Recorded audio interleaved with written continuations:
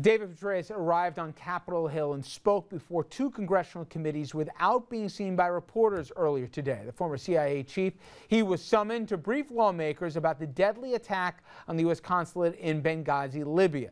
Now, Petraeus, as we all know, resigned just last week over an extramarital affair with his biographer. But as head of the CIA, Petraeus had traveled to Libya to investigate what happened during the Benghazi attack. So obviously he's uniquely positioned to talk about what happened there behind closed doors today and to brief members of both the House and the Senate. The bottom line is that the initial information that we got is what Susan Rice got. What did it say? Basically, it said in the beginning they thought it was an event as a result of the film and what happened in Egypt. Later on, they found that wasn't the case. There was no question in the mind of anybody that this was an act of terrorism from the get-go. You don't have protesters coming to a protest or to demonstrate with AK-47s and other weapons, including RPGs and mortars. Now, lawmakers say that Petraeus did bring up his affair, telling them he was sorry it occurred and that his personal situation had nothing to do with the way that he handled Benghazi. Petraeus was heavily shielded from the press today, as we mentioned. Only glimpse of him was as his car left the Capitol and returned home. Okay, we'll talk about the telenovela stuff next segment, okay? But on this stuff, on the Benghazi affair, I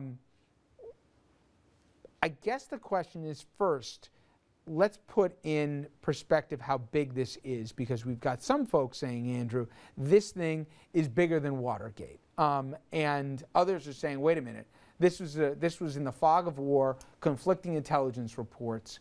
Talk about at least the scope that some people are putting this in, because I think that kind of qualifies the debate. Well, there have been, certainly on the right, a number of figures, including John McCain, who In fact, I think we have the soundbite from John McCain. I'm sorry, if we could play what McCain said. You know, somebody the other day said to me, this is as bad as Watergate. Well, nobody died in Watergate. But this is either a massive cover-up or incompetence that is not acceptable service to the American people. I mean, I think by most objective standards, that comparison is, frankly, asinine. And you've seen Fox News go to town on Benghazi, running it.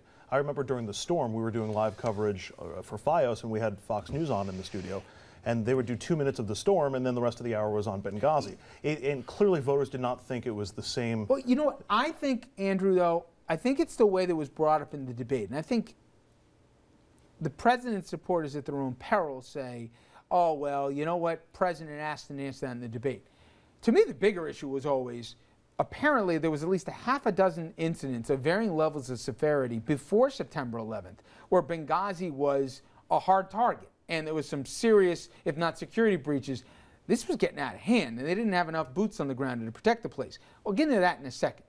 But what I don't understand is, how are people claiming, Congressman, for what political purpose this would be a cover-up? Because whether or not it was because of a stupid movie or because it was a terror attack, Chairman, what's the upside for Susan Rice to go on Face the Nation and lie? I still don't get the strategy on why they would do that. It's bad enough that it happened, whether it was a terrorist attack or whether it was another reason. Why it was all political. Come up to election, the president's line was, we got bin Laden, Al-Qaeda is finished. And all of a sudden, up in Benghazi, there's an Al-Qaeda attack. Al-Qaeda isn't finished. And that's why they had to, the CIA report said this was an Al-Qaeda-backed attack. They had to delete it. Someone deleted it. Politically, they changed the CIA report, so the ambassador of the UN went out there and made a statement that was false, and it was all in the context they like. So here's what's happening in perspective. Okay. You have a number of scandals here, whether it's Fast and Furious, this one, others that will merge, that come out of the first administration, and this happens in other administrations. They are now going to be coming out, and there will be a cover-up, But here's my only thing. This is going to damage the president in the end. By all accounts, and Petraeus apparently told this during the testimony, he said he thought it was a terrorist attack. But he acknowledged that there was at least 20 other intelligence reports that said, and we all like to forget this, at about a half a dozen other embassies on September 11th in the Middle East, there were protests all around the video. He said, yeah, there was a lot of intelligence that was out there. Speak to whether or not there's a legitimate argument that the administration was trying to cover its backside in the run-up to an election here to try and tell a different story than the truth? I think, first, I don't see any reason for why the president or any in the administration want to cover it up. I think that the president has made very clear that he's determined to get to the bottom of what happened, that we lost an ambassador, we lost several Navy SEALs during the protests and the attack that happened afterwards. This is something that the president takes very seriously. And I think Senator McCain, unfortunately, sees this as an opportunity to try and score political points. He skipped the intel briefing on Benghazi, claimed it was a scheduling error. Turns out the scheduling error was he was having a press conference to attack the president about Benghazi, saying he didn't know enough about it. So he clearly sees Senator McCain and Senator Graham, they see an opportunity to try and score political points. And Lindsey Graham's a good friend to show. I mean, the senator I like, however, he doubled down saying, forget about Susan Rice here. I'm pointing at you, Mr. President, the before, the during, and after what happened here. He's not alone. I want you to listen to what Congressman Rohrabacher, Republican from California, Dominic, had to say, and then I'll show you what the Congressman from New York, Gary Ackerman, had to say in response. This, Congressman Rohrabacher earlier this week. What is clear is that this administration, including the president himself, has intentionally misinformed, read that, lied to the American people in the aftermath of this tragedy.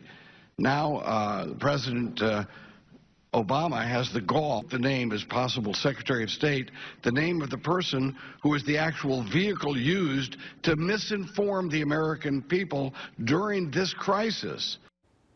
Lie is a strong word when you're talking about the commander-in-chief here. Nobody's going to really care in the end of the day. Congressman going to throw around language here. But Gary Ackerman on that same committee, he turned around as soon as he was done, and he said, among other things, the following here. If you want to know who's responsible in this town about what happened with Benghazi, he says, buy yourself a mirror, talking to the Republican congressman. Those of us who've been to the hearings and briefings and markups hear time and again from our colleagues that this costs too much money and we got to make cuts. Well, our evil-doing, American citizen-hating administration requested a lot more money than we provided. They requested for worldwide security $440 million more than you guys wanted to, meaning Republicans. You guys wanted to reduce what the administration asked for, and ask not who the guilty party is. It's you, it's us, it's this committee speaking about funding cuts. You're better at this than me, Dominic, how this is going to play out this Sunday, next Sunday on the shows. Where is the blame going to fall when this thing's all said and done? White House has a problem.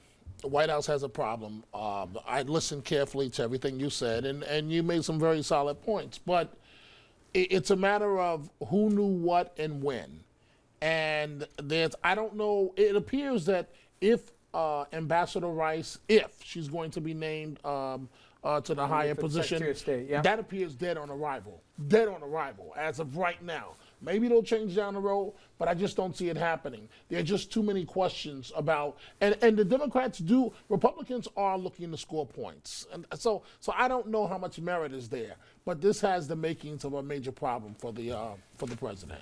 Okay, we're going to jump to a break here. But when we come back, a question came up in our morning production meeting about the Petraeus affair and whether or not, if he decided to say, yeah, I cheated, it's between me and my wife here, if he could have survived or not. We've seen a lot of affairs here, but obviously with his title, his profile, the whole infidelity standard, obviously in the military, if this was a survivable scandal here. We're going to get into that in the 21st century, how scandals and survival work in the public eye. Stay with us.